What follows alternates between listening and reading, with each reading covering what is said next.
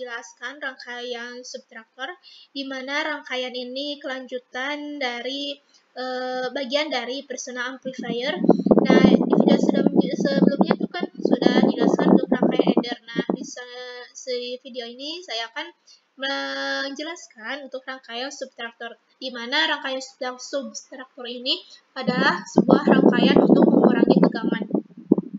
Nah, karena sudah saya buat gitu untuk rangkaian subtraktornya ini,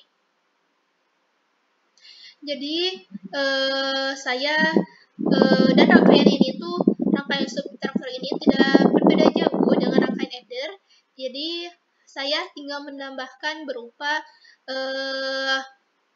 resistor di pin positif dari op-amp ini, karena untuk rangkaian subtraktor ini pin positif ini tidak terhubung langsung dengan ground, akan tapi dia terhubung terlebih dahulu dengan resistor. Jadi saya menambahkan resistor ini ke dalam rangkaian. Lalu untuk rangkaian subtraktor ini juga kita menggunakan untuk V input 2 itu menggunakan 3 amplitude. Nah, tadi kan sebelumnya untuk rangkaian adder ini satu ya amplitudenya tuh. Nah, untuk V input 2 itu V input 2 untuk rangkaian subtraktor itu amplitudenya tuh kita pilih 3 gitu. Angka 3.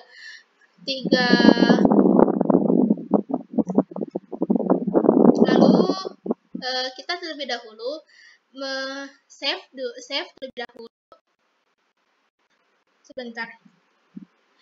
Terlebih dahulu rangkaian ini yang disimpannya tuh di folder yang sama dengan file lm741.mod, karena kita akan menginclude itu biar bisa di running. Rangkaian subtraktor.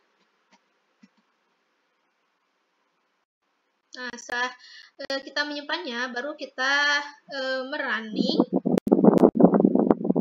Nah, kita akan membuat 3 plot, karena kita nanti akan membandingkan untuk V input 1 dengan V input 1 dan V input 2 dengan V outputnya itu berapa gitu.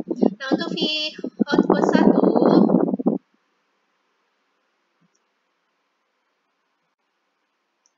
kita cek berapa. Nah, terlihat untuk tegangan itu sebesar 1 volt. Sedangkan untuk V input 2 kita cek. Nah, dia sebesar 3 volt ya, terlihat.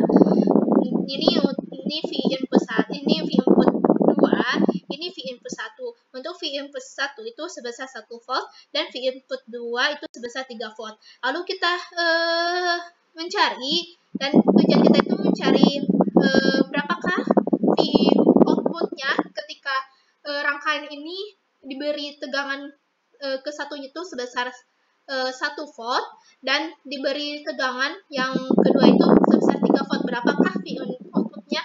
Lalu kita coba untuk periksanya ya. Untuk V outputnya kita periksa.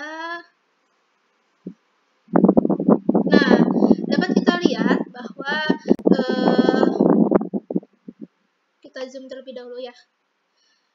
Untuk V outputnya tuh sebesar 2 ya.